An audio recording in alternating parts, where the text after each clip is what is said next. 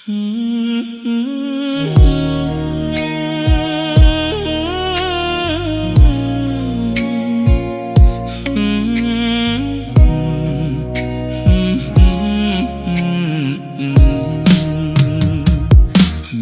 គេប្រាប់ថាអូនចិត្តរៀបការនឹងកូនអ្នកមាន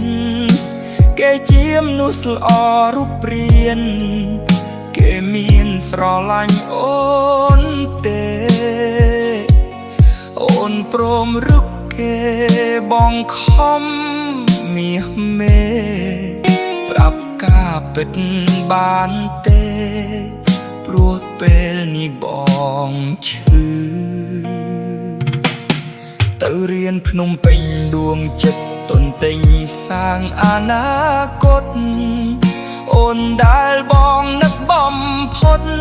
សែនរន្ធត់ពេលដែលបានលឺនៅមិន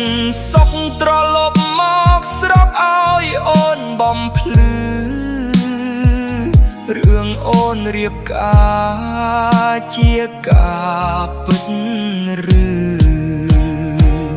ព្រោះបងចង់ឮ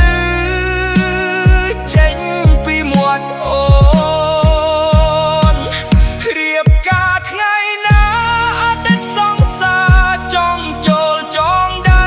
កុំដាច់អាឡ័យទោះគ្មាននិស្ស័យคล้ายជាប្តីអូនអនុស្សាវរីយ៍ពួកយើងទាំងពីរនឹងរលាយសូន្យតែចង់ជូនពរស្ងួនព្រោះយើងធ្លាប់ស្រឡាញ់